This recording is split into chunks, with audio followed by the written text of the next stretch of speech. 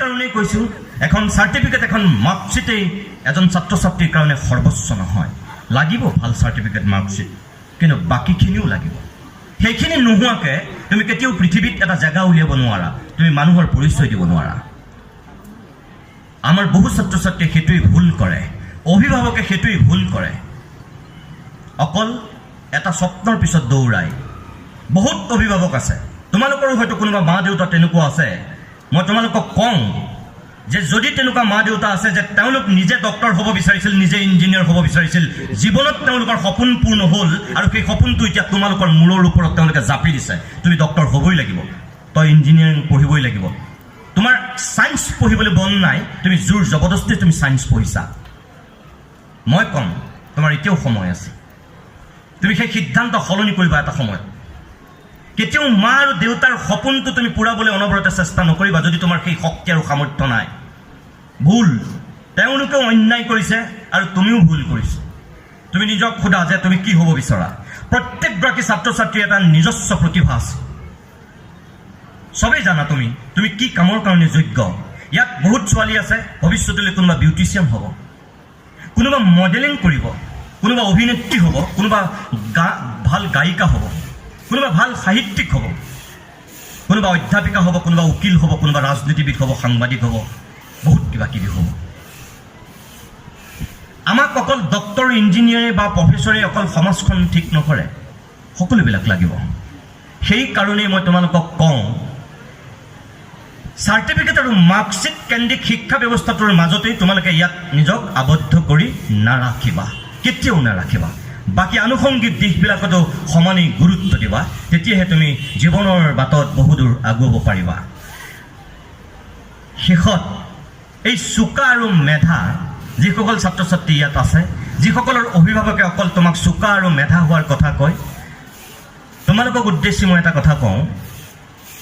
আমি বহুত এনেকুৱা চোকা আৰু মেধা মানুহ দেখিছোঁ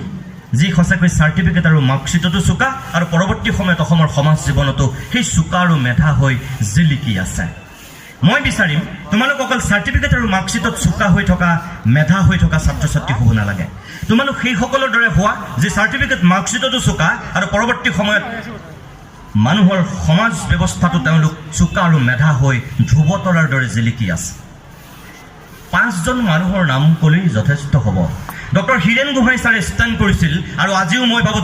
ডক্টৰ হীৰেণ গোহাঁই ছাৰে অসমৰ সমাজ জীৱনত ষ্টেণ্ড কৰি আছে এতিয়াও সেই 70 বছৰৰ আগতে ষ্টেণ্ড কৰিছিল হয়তো 60 বছৰৰ আগতে ষ্টেণ্ড কৰিছিল আৰু আজিও সমাজ জীৱনত ডক্টৰ হীৰেণ গোহাঁই ছাৰে ষ্টেণ্ড কৰি আছে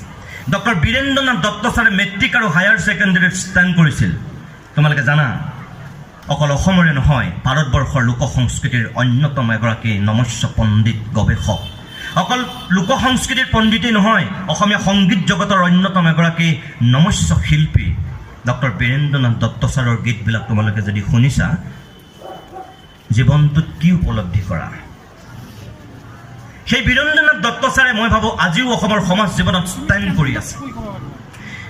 লক্ষ্মণৰ চৌধুৰীৰ সুযোগ্য পুত্ৰ ডক্টৰ অমৰজ্যোতি চৌধুৰী ছাৰে মেট্ৰিকত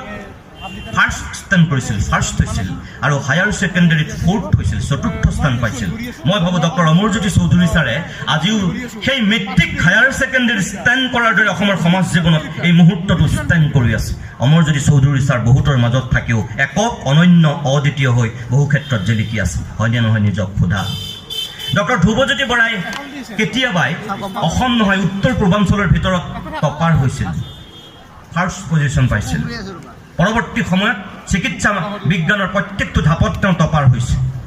এজন সুচিকিৎসক হোৱাই নহয় এজন সুসাহিত্যিক হিচাপেও তেওঁ পৰৱৰ্তী সময়ত উজলি উঠিছে আজিও অসমৰ সমাজ জীৱনত জিলিকি আছে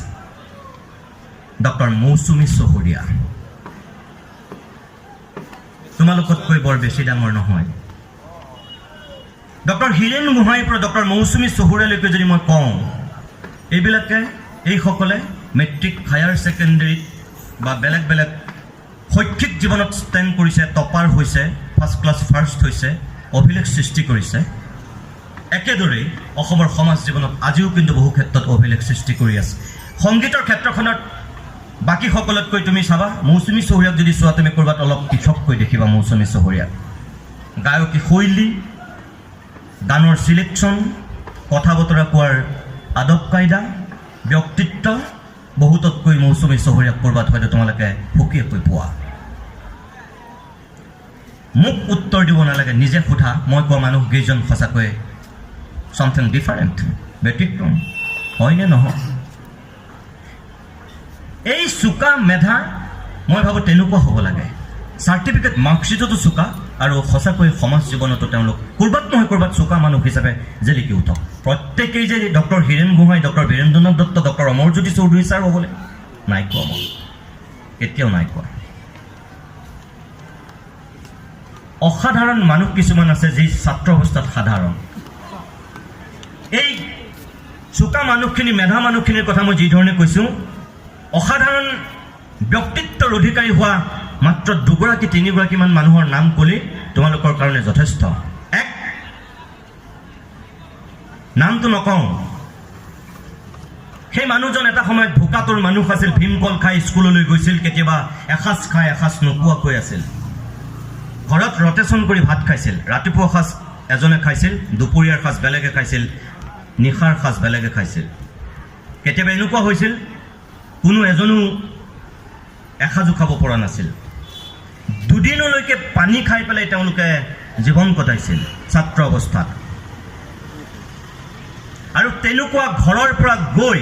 নিজৰ সপোন পূৰ কৰিবৰ কাৰণেই নিজৰ ওপৰত আত্মবিশ্বাস থকাৰ কাৰণেই আজি সেই মানুহজনে অসমত আনক এক মাহত দৰমহা দিয়ে 6 কোটি টকাৰ দৰমহা দিয়ে ভীমকল খাই স্কুললৈ যোৱা সেই মানুহজন তেওঁৰ নাম নুমল চন্দ্ৰ বৰা ডক্টৰ নুমল চন্দ্ৰ বৰা জিএনআৰচিৰ স্বত্বাধিকাৰী 3খনকৈ চিকিৎসালয়ৰ মালিক 4ৰ্থখন চিকিৎসালয় তেওঁ কলকাতাত নিৰ্মাণ কৰিছে সিদিনাখনলৈকে কোনেও তেওঁ নাম নাজানিছিল আজি তেওঁক সকলোৱে চিনি পায় 8ম শ্ৰেণীলৈকে পঢ়িছে কিন্তু সেই 8ম শ্ৰেণীলৈকে পঢ়া মানুহজনক আজি অসম নহয় ভাৰতবৰ্ষ নহয় বিশ্বৰ বিভিন্ন আগশাৰীৰ বিশ্ববিদ্যালয়ত বক্তৃতা দিবলৈ আমন্ত্ৰণ কৰে আৰু সেই মানুহজনৰ নামেই হৈছে অৰণ্য মানৱ যাদৱ পায়েঙৰ জীৱনী এতিয়া আমাৰ ভাৰতবৰ্ষৰ অন্যান্য ৰাজ্যৰ পাঠ্যপুথিৰ অন্তৰ্ভুক্ত হৈছে তোমালোকে জানা সিদিনাখনলৈকে কোনেও তাইক চিনিয়ে নাপাইছিল আজি যদি দেশৰ প্ৰধানমন্ত্ৰীৰ মুখত অসমৰ কাৰোবাৰ নাম আখৈ ফুটা দি ফুটিছে তেনেহ'লে তৰুণ গগৈ বা সৰ্বানন্দ সোণোৱালৰ নাম তুমি মই শুনিবলৈ পোৱা নাই নৰেন্দ্ৰ মোদীৰ মুখত এটাই নাম শুনিছোঁ হিমা দাস হিমা চাৰ্টিফিকেট মাৰ্কশ্বিটৰ কাৰণে উজলি উঠিছে নেকি নাই উঠা আজি স্বয়ং হিমা দাসক এয়াৰপৰ্টৰ পৰা স্বয়ং মুখ্যমন্ত্ৰী আনিবলৈ যাব এতিয়া গৈছে চাগে হিমা চাগে আহি আছে অৰ্থাৎ সাধাৰণ হৈও নিজৰ প্ৰতিভাৰ বলত মানুহ অসাধাৰণ হৈ জিলিকি উঠিব পাৰে কি ডক্টৰ নুমল চন্দ্ৰ বৰাই কোৱা কি যাদৱ পায়েঙেই কোৱা কি হিমা দাসেই কোৱা বহুত আছে সমাজত তেনেকুৱা অৰ্থাৎ এনেকৈও নিজৰ জীৱনটো আগুৱাবলৈ শিকিলে মানুহ এদিন সফল হয় মই কৈছোঁৱেই মই ছাত্ৰ ছাত্ৰীৰ আগত বহুত কথা কৈ থাকিব পাৰোঁ মই এইটোৱেই বিচাৰিম এই কথাখিনি তোমালোকৰ আগত এই কাৰণেই কৈছোঁ যে সেই মানুহবিলাকক আদৰ্শ কৰি লৈ তুমি যদি জীৱনৰ বাটত আগুৱাবলৈ শিকা এদিন তুমিও ক'ৰবাত নহয় ক'ৰবাত নিজৰ এটা জেগা উলিয়াব পাৰিবা ক'ৰবাত সফল হ'বা মানুহ হিচাপে যিহেতু জন্মগ্ৰহণ কৰিছা মানুহ হিচাপে নিজৰ চিনাকি দিবা অৰ্থ সৰ্বস্ব এই সমাজ ব্যৱস্থাত নিজকে কেতিয়াও যন্ত্ৰ কৰি নেপেলাবা টকাই মানুহৰ জীৱন নহয় অট্টালিকাই মানুহৰ জীৱন নহয় ঘৰ গাড়ী সম্পত্তি মানুহৰ জীৱন নহয় সেইকাৰণেই হয়তো ভূপেন হাজৰিকাই কৈ থৈ গৈছিল তেতিয়াই অলপ হ'লেও সোণতকৈও মানুহৰ দাম বেছি আছে মনত ৰাখিবা প্ৰত্যেকগৰাকী ছাত্ৰ ছাত্ৰীলৈ আন্তৰিক শুভেচ্ছা জনাইছোঁ তোমালোক প্ৰত্যেকেই জীৱনৰ বাটত সঁচাকৈয়ে সফল মানুহ হোৱা আনৰ কাৰণে তোমালোক সম্পদ হোৱা দেশৰ কাৰণে তোমালোক সম্পদ হোৱা আৰু এগৰাকী ভৱিষ্যতলৈ প্ৰকৃত নাগৰিক হোৱা এই আশাৰে মোৰ বক্তব্যৰ সামৰণি মাৰিছোঁ আৰু তোমালোকৰ মাজৰ পৰা বিদায় মাগিছোঁ নমস্কাৰ